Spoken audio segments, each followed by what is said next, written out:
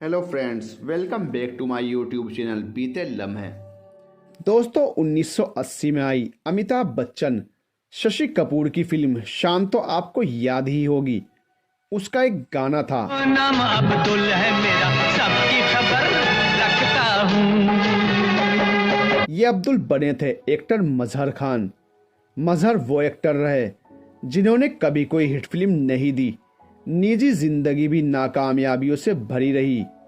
3 शादी की लेकिन एक भी नहीं चली। फिल्म एक्ट्रेस जीनत अमान से उन्होंने तीसरी शादी की थी। यह रिश्ता भी सिर्फ विवादों के कारण सुर्खियों में रहा। जीनत उस समय टॉप एक्ट्रेस थी और मजहर एक फ्लॉप हीरो जिन्हें छोटे मोटे रोल ही ऑफर होते थे। नतीजा ये हुआ कि मजहर ने जीनत को भी फिल्मों से दूर कर परिवार में सीमित कर दिया। जीनत 12 साल तक रिश्ते संभालने की कोशिश करती रही, लेकिन आखिर वो भी हार गई। अपनी नाकामयाबियों के कारण डिप्रेशन में मजहर ड्रग एडिक्ट हो गए। दोनों किडनी खराब हो गई और बचाने की कोशिशें भी नाकाम ही रही। मौत के दिन भी विवाद ही हुए। पति की आखिरी दर्शन करने गई जीनत अमान को मजहर की लाश तक भी नहीं जाने दिया गया। आज बीते लम्हे में देखिए मजहर खान की कहानी। 25 साल पहले एक्टर मजहर खान का इंतकाल हो गया। ये बात कड़वी है लेकिन सच है कि छठी पर फिल्म इंडस्ट्री के नामचीन लोगों ने दुख नहीं जताया। दरअसल मजहर खान ऐसे एक्टर रहे जो अपनी काबिलियत नहीं बल्कि विवादों की वजह से सुर्खियों में रहे। बतौर लीड एक्टर उनकी कोई भी फिल्म हिट नहीं रही। साइन की पहली फिल्म शान भी बॉक्स ऑफिस पर बुरी तरह पिट गई। फिर भी उनके पास फिल्मों के ऑफर आते रहते थे। इस बात को समझने के लिए कहानी में थोड़ा पीछे चलते हैं। 80 के दशक में इंडस्ट्री में यह बात हर किसी की जुबान पर रहती थी कि फ्लॉप फिल्में देने के बाद भी डायरेक्टर्स मजहर को अपनी फिल्मों में क्यों कास्ट करते हैं। कई लोगों ने यह तर्क दिया कि वो दिलीप कुमार के रिश्तेदार हैं, इसलिए फिल्मों में उनको काम मिलता रहता है। फिल्मों में आने के बाद मजहर ने दिलीप कुमार की भतीजी रुबीना मुमताज खान से शादी कर ली थी।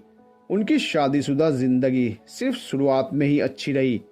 रुबीना ने एक बेटे को जन्म भी दिया, मगर कुछ समय बाद दोनों में अनबन शुरू हो गई। मजहर का व्यवहार अच्छा नहीं रहा। नतीजतन रुबीना तलाक लेकर उनसे अलग हो गई। बहुत कम लोगों को पता है कि रुबीना उनकी पहली नहीं बल्कि दूसरी पत्नी थी। इससे पहले मजहर ने मॉडल नंदिनी सेन से शादी की थी। हालांकि कुछ समय बाद ही दोनों का तलाक हो गया। इसके बाद नंदिनी ने गौतम बेरी से शादी कर ली। बता दें, गौतम बेरी किरण खेर के पहले पति और सिकंदर खेर के पिता हैं। भले ही मजहर को फिल्मों में काम मिल जाता था, लेकिन फ्लॉप फिल्मों के कारण अंदर से वो भी बेजार रहते थे। पत्नी से तलाक लेने के बाद उनके पास कोई ऐसा शख्स नहीं था जिससे वो अपनी भावनाओं को साझा कर सकें। इसी दौरान उनकी मुलाकात एक्ट्रेस जीनत अमान से हुई। जीनत अमान का दिल भी टूटा हुआ था। दरअसल जीनत अमान की पहली शादी संजय खान से हुई थी।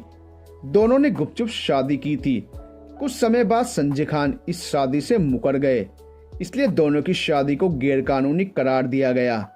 रिपोर्ट्स के मुताबिक संजय खान ने एक पार्टी में जीनत अमान को बुरी तरह मारा था, जिसके चोट के निशान आज भी उनकी आंख पर हैं। पहले पति संजय खान के साथ जीनत अमान नाकाम शादियों के गम में डूबे। मजहर और जीनत अमान को एक दूजे में हमदर्द मिल गया। दोनों साथ वक्त बिताने लगे। बीतते समय के साथ उन्होंने शादी का फैसला किया। जीनत अमान की मां इस शादी के खिलाफ थी। इसके बावजूद जीनत अपने फैसले पर अड़ी रही और मजहर से शादी कर ली। उस वक्त जीनत अमान करियर के पीक पर थी। वहीं मजहर फिल्मों में छोटे मोटे रोल ही मिल रहे थे। जीनत अमान का कहना था शादी करने का फैसला उन्होंने सिर्फ मां बनने के लिए लिया था। मजहर में जीनत को एक अच्छा जीवन साथी दिखा। उनके साथ एक सुखी परिवार का सपना देख उन्होंने शादी कर ली। शादी के शुरुआती साल बहुत अच्छे बीते। जीनत ने 2 बेटों को जन्म भी दिया। वक्त के साथ मजहर को पत्नी की कामयाबी खटकने लगी। उन्हें लगा था कि इतनी बड़ी एक्ट्रेस से शादी करने के बाद उनके करियर में अच्छा बदलाव आएगा, लेकिन ऐसा कुछ भी नहीं हुआ। ये नाकामयाबी उनकी आदतों में भी झलकने लगी। दिन ब दिन वो चिड़चिड़े होते गए। उन्होंने जीनत अमान से कहा कि वो फिल्मों में काम करना छोड़ बच्चों और परिवार पर ध्यान दें। जीनत ने उनके इन फैसले पर सहमति जताई। बिना कोई सवाल किए उन्होंने फिल्मों में काम करना छोड़ दिया। हालात इसके बाद भी नहीं सुधरे, बल्कि और ज्यादा बदतर हो गए। मजहर को ड्रग्स की लत लग गई। जीनत को समझ आ गया था कि उन्होंने मजहर से शादी करके गलती कर दी है। एक दलदल से निकलकर उन्होंने दूसरे दलदल में कदम रख दिया है, मगर वो फिर भी नाउम्मीद नहीं थी। हर मुमकिन कोशिश करती रही कि उनका रिश्ता बेहतर हो जाए। इन कोशिशों में 12 साल बीत गए। आखिरकार जीनत ने मजहर से अलग होने का फैसला किया। तलाक से जुड़े कानूनी काम जारी थे, लेकिन जीनत अलग रहने लगी। इधर मजहर की हालत और ज्यादा खराब होने लगी। ड्रग्स की लत से उनकी किडनी खराब हो गई, जो उनकी मौत का कारण बनी। 16 सितंबर 1998 को उनकी मौत हो गई। मजहर खान के अंतिम संस्कार में कई लोग शामिल हुए। जीनत भी उन्हें अंतिम विदाई देने पहुंची, मगर ससुराल वालों ने उन्हें मजहर की लाश तक नहीं देखने दी। इस दिन के बारे में जीनत ने सिमी ग्रेवाल को दिए इंटरव्यू में बताया था, मैं इसके लिए बिल्कुल तैयार नहीं थी। मैंने बहुत कोशिश की वो जिंदा रहें। मुझे विश्वास था कि उनकी किडनी ठीक हो जाएगी। 1993 से 1997 का समय मेरे लिए किसी जंग से कम नहीं था। मैं इन सालों में मजहर के साथ हॉस्पिटल में रही। इंजेक्शन लगाने से ड्रेसिंग करने तक मैंने सब सीखा। एक अकेली महिला जितना कर सकती थी, मैंने उतना सब किया। इसके साथ ही मैंने अपने बच्चों को भी संभाला। मैं मजहर का ख्याल रखने के लिए मौजूद थी, लेकिन मेरी देखभाल के लिए कोई नहीं था। मुझे पूरा यकीन था कि जिस हालत में मैं रही, उस सिचुएशन में कोई भी बहुत लंबे समय तक नहीं रह सकता था। जब इंडिया के डॉक्टर्स ने जवाब दे दिया, तब मैं मजहर को लेकर विदेश गई। वहां पर इलाज के बाद उनकी हालत में कुछ सुधार आया और वो 1997 में वापस भारत आ गए। इतने समय मैंने दिन और रात की परवाह किए बिना उनकी सेवा की। ये सारी चीजें बुरी तो थी ही, सबसे ज्यादा बुरा ये था कि मुझे उनके जनाजे में शामिल नहीं होने दिया गया। जब मैं उनके अंतिम दर्शन के लिए गई तो उनकी माँ और बहन ने धक्के देकर वहां से निकल जाने के लिए कहा। ये सारी चीजें किसी बुरी फिल्म की तरह ही थी। मैं क्यों ना उन्हें देखने जाती। मैंने जिंदगी के इतने साल उन्हें दिए थे। वो मेरे बच्चों के पिता थे। इसके बावजूद मुझसे कहा गया, तुम नहीं आ सकती, मजहर को अंतिम विदाई नहीं दे सकती। उन लोगों के मन में मेरे लिए काफी गुस्सा और कड़वाहट थी। मजहर खान का जन्म 22 जुलाई 1955 को दिल्ली के एक मुस्लिम परिवार में हुआ था। यहाँ की गलियों में बड़े हुए मजहर कम उम्र से ही फिल्मी दुनिया के सपने देखने लगे थे। इसी सपने को पूरा करने के लिए वो ग्रेजुएशन के बाद थिएटर से जुड़ गए और प्ले करने लगे। मजहर थिएटर के रास्ते इंडस्ट्री तक पहुंचना चाहते थे। उनका यह फैसला सही भी रहा। एक दिन वो प्ले कर रहे थे, तभी एक्ट्रेस डेजी ईरानी की बहन हनी ईरानी की नज़र उन पर पड़ी। उनके लुक्स और डांस मूव्स से हनी काफ़ी इम्प्रेस हुई। फिर उन्होंने मजहर से मुलाकात की। इस मुलाकात के दौरान हनी को पता चला कि मजहर फिल्मों में आना चाहते हैं। हनी ने उन्हें आश्वासन दिया कि वो डायरेक्टर्स से उनके लिए ज़रूर बात करेंगी। इसी उम्मीद से मजहर ने उन्हें अपनी कुछ अच्छी तस्वीरें दे दी। उन तस्वीरों को लिए हनी मुंबई वापस आ गई। आपको बता दें कि हनी ईरानी फेमस राइटर जावेद अख्तर की पहली पत्नी हैं। वो फरहान और जोया अख्तर की माँ भी हैं। हनी सीता गीता, कटी पतंग और अमर प्रेम जैसी फिल्मों में काम कर चुकी हैं। 2003 में रिलीज हुई फिल्म अरमान को उन्होंने डायरेक्ट भी किया है। मुंबई वापस लौटने के बाद हनी ने मजहर के फोटोग्राफ्स जावेद अख्तर को दिखाए। मजहर के लुक से वो भी इम्प्रेस हुए। वो मजहर की तस्वीर लेकर डायरेक्टर रमेश सिप्पी के पास चले गए। इन दिनों फिल्म शोले की सफलता के बाद डायरेक्टर रमेश सिप्पी फिल्म शान की कास्टिंग में बिजी थे।